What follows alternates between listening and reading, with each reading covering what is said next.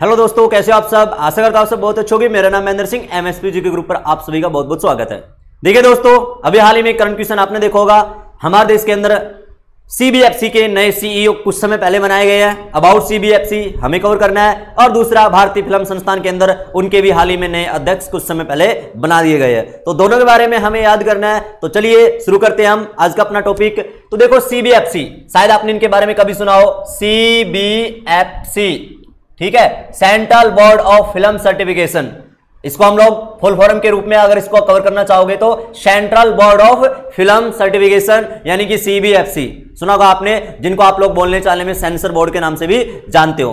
ठीक है, तो जो सीबीएफसी है ना, ये करंट में आजकल, तो हमें इसके बारे में कवर करना है। और दूसरा मैं आपको बता दूं, इसी के साथ साथ भारत के अंदर एक आपने और पढ़ा होगा, FTII, film and television institute of India. Film and television institute of India, ये दोनों आजकल करंट में है। FTII, इसके हाल ही में नए प्रेसिडेंट बनाए गए हैं। तो दोनों करंट में है, तो हमें भाई इन दोनों के बारे में चीजें कवर करनी है। तो सबसे पहले चलिए हम शुरू करते हैं सीबीएफसी के बारे में। तो देखो, मैं आपको बता रहा हूं, जो भारत में central board of film certification है यानी कि सीबीएफसी है, इसका हाल ही में नया सीईओ बनाया गया है। तो किसे इसका सीईओ नया बनाया गया है सीबीएफसी का, तो आप लोग स्क्रीन पर देख रहे होंगे, रविंदर भाकर। ठीक है, रविंदर भाकर वर्तमान में सीबीएफसी के नए सीईओ बनाए गए हैं जी, रविंदर भाकर। तो ध्यान रहे, करंट का क्वेश्चन है, एग्जाम आपके कवर करे कि हाल ही में सीबीएफसी के नए सीईओ कौन है। तो भाई साहब रविंदर भाकर, ये कुछ समय पहले इस सीईओ पद पर नियुक्त किए गए हैं, चीफ एग्जीक्यूटिव ऑफिसर सीबीएफसी के रविंदर भाकर। ठीक है, ये रविंदर भाकर हाल ही में नए बने हैं और इन्होंने अनुराग श्रीवास्तव का स्थान लिया है। आप लोग ये भी याद करते रहना, अनुराग श्रीवास्तव, यानी इससे पहले कौन थे इसके सीईओ, अनुराग श्रीवास्तव। अनुराग श्रीवास्तव के स्थान पर भाकर जी हाल ही में सीबीएफसी के नए सीईओ बना दिए गए हैं। जो भारत में सीबीएफसी है यानी कि central board of film certification, ये हमारे देश के अंदर central board of film certification 15 जनवरी 1951 को इसका फॉर्मेशन हुआ था, 15 जनवरी 1951 को। तो इसके गठन की अगर हम बात करें तो 15 जनवरी सन 1951 को इसका गठन किया गया था। और इसका हेडक्वार्टर की अगर हम बात करें तो मुंबई में इसका मुख्यालय है, मुंबई के अंदर। समझ रहे मैं क्या कह रहा हूं, जो सीबीएफसी है central board of film certification, ठीक है, यानी 15 जनवरी 1951 को इसका गठन किया गया था। और इसका हेडक्वार्टर की बात करें तो इसका हेडक्वार्टर मुंबई में है। और करंट में इसके सीईओ कौन बना दिए गए हैं, रविंदर भाकर, अनुराग श्रीवास्तव के स्थान पर।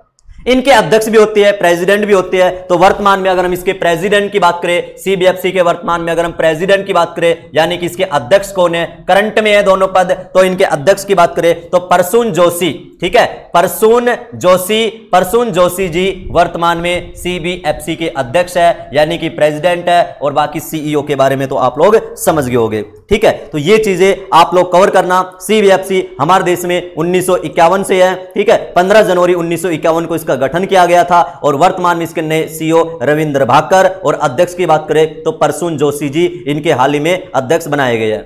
ठीक है जी, अगर आप लोग इसके अंदर और जानना चाहो कि इसके फर्स्ट प्रेसिडेंट कौन थे, तो इसके फर्स्ट भी आप लोग याद कर सकते हो। सीबीएफसी के फर्स्ट अध्यक्ष की बात करें तो CS अग्रवाल। ठीक है, इतना कोई पूछने वाला नहीं होगा, लेकिन मैंने नाम आपको बता दिया है, CS अग्रवाल, ये इसके पहले अध्यक्ष थे। और वर्तमान में अध्यक्ष कौन है, परसून जोशी। तो करंट की बात करें, देखो करंट की बात करें तो करंट में तो इसका सीईओ है, और जो सीईओ है वो रविंदर भाकर जी, इनके बना दिए गए हैं। ठीक है, क्लियर, शायद क्लियर हो गया होगा आपका। अब अगर हम बात करें FTAI, आज से 2-3 दिन पहले ये भी करंट में है, FTII यानी कि film and television institute of India. Film and television institute of India यानी कि भारतीय फिल्म संस्थान के अंदर ज्यादातर एग्जामों में आपने देखा होगा, इनके हेडक्वार्टर भी एग्जाम में आते रहते हैं, हेडक्वार्टर भी इनके पूछते रहते हैं, film and television institute of India. तो इसका जो गठन है, इसकी जो स्थापना की बात करें, मैं फॉर्मेशन की बात करूं इसकी, तो 1960 में इसकी स्थापना की गई थी, 1960 में। और ध्यान रहे भाई, पुणे में इसका हेडक्वार्टर है।